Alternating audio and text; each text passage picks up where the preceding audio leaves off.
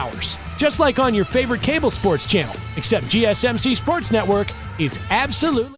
Hello everyone and welcome back into the GSMC Dead Ball Sports Podcast, brought to you as always by the GSMC Sports Network. And for our third segment of today's show, we'll be talking about a pivotal matchup in the Eastern Conference between the Knicks and the Cavs. One of three games these teams will play down the stretch could be very pivotal in terms of their playoff seeding.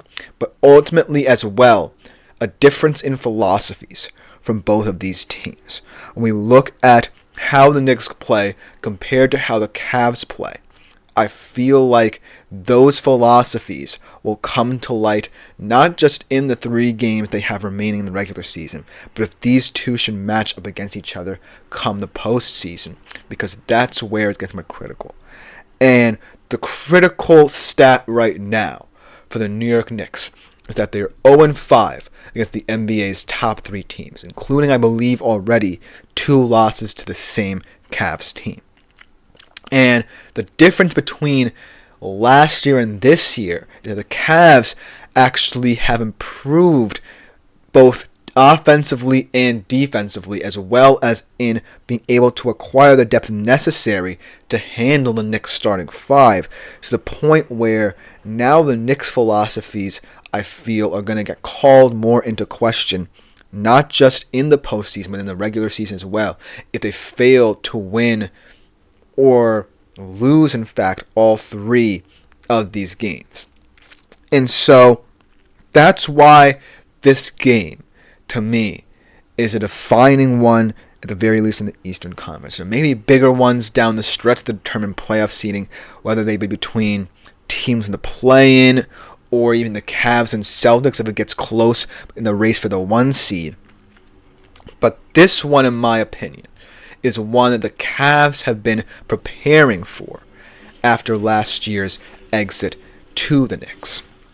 And so that's why this game, to me, needs to be highlighted. But let's talk about the paths of both of these teams at this current moment in time. The Cavs are on a 5-game win streak. They have 4 of those wins coming by double digits. And the most surprising thing about how the Cavs are doing that is they have a clear delineation of the players within the rotation that they can rely upon. And when all this depth is available to them, that's when they're at their most strong. The Knicks, on the other hand, are coming off 2 overtime wins. And their starters logged over 38 minutes. Every single one of their starters logged over 38 minutes. The only time the Cavs this season had 1 or more starters log over 38 minutes was way back in November against the Celtics when Mitchell and Mobley played 40 and 38 minutes respectively. That should tell you the game plan the Cavs have, because on certain nights they can rely on their stars in more ways than one, and maybe it could become a necessity for them going forward if certain role players struggle. But it's how they've adapted to what they saw in their struggles against the Knicks in that playoff series last year that has led them to this point. And so the Knicks, by remaining stubborn in their philosophies, potentially could be hurting in the regular season.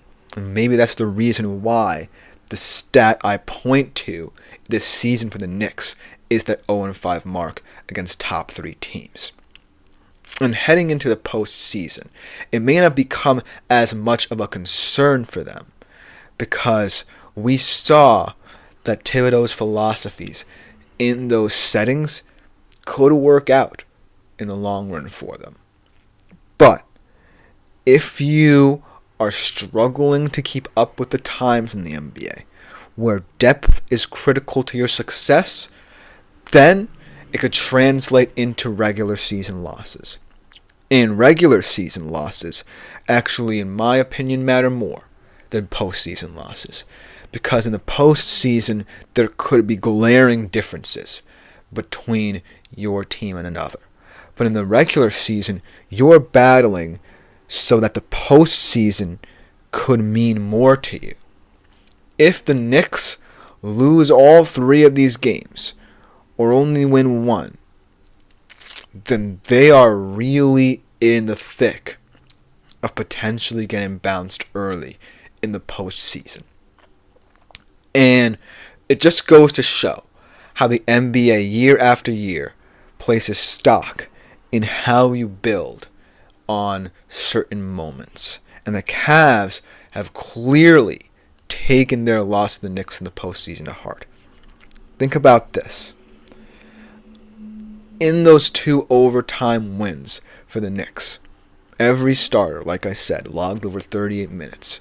And the fact that the Cavs only have a handful of players that could potentially play 38 minutes per night is incredible to behold, because it just goes to show they throw so many looks at you that you have to prepare for all of them.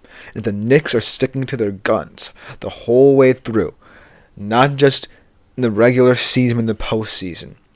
That's really got to concern a lot of Knicks fans. But here's the thing about Cleveland that I really think is important to note.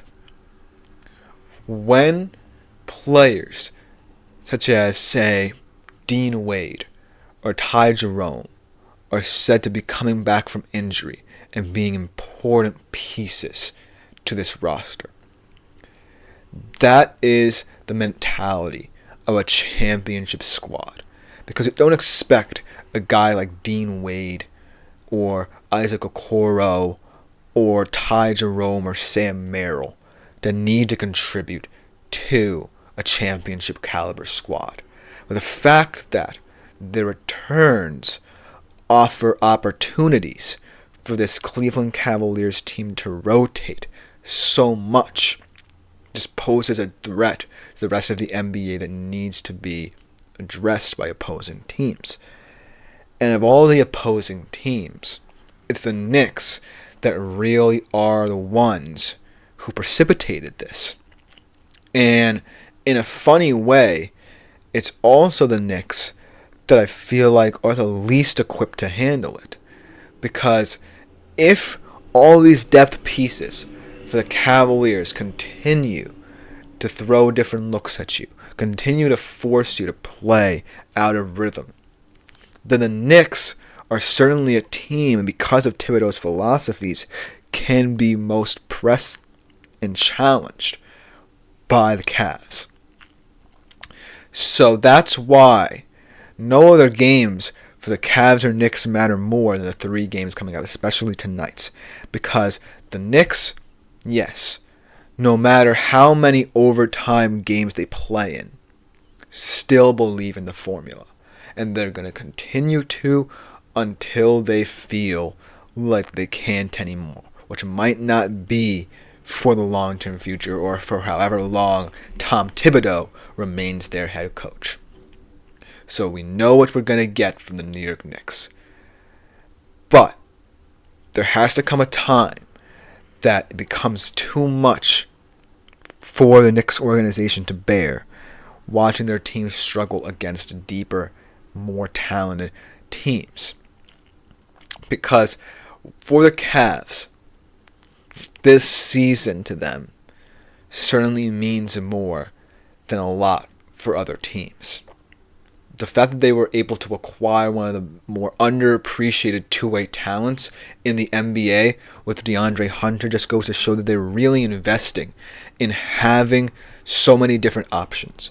And here's an impressive stat to know for the Cavs.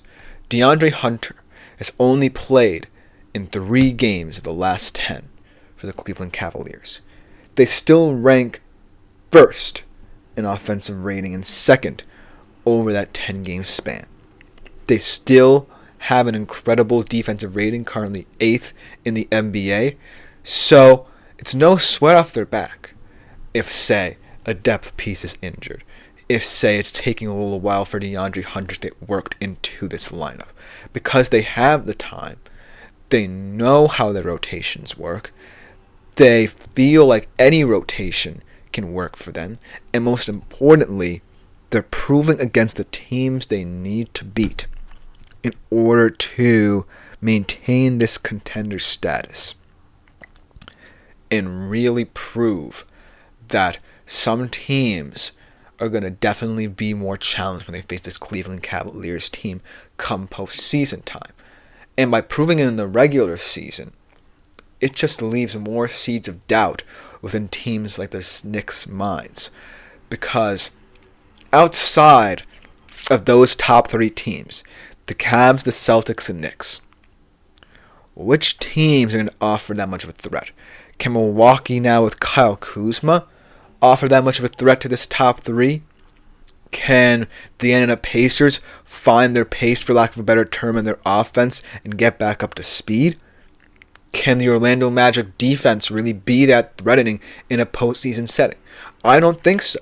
So it's going to come down to those three teams in the East. And when I think about the outlook of the Knicks, I'm truly concerned when they go into the postseason of how, if they don't emerge victorious in at least one of these games, they're going to feel it going up against this Cavs squad. Because in the postseason, depth matters more than anything. And it's going to matter more so in this postseason than previous postseasons, perhaps. So if the Knicks aren't prepared for that, then these three games might not even matter, because they might have already lost in the postseason if they don't change their mindset a little bit in terms of how to prepare for potentially meeting the Cavs in that setting. But let me know what you think about this game, their upcoming games, and how they might match up in the postseason should this potentially be a matchup there as well. Because coming next, we're going to talk about the 5 teams under the most pressure, even despite the salary cap increase for this free agency cycle in the NFL. I'll be right back to talk about it after this short break.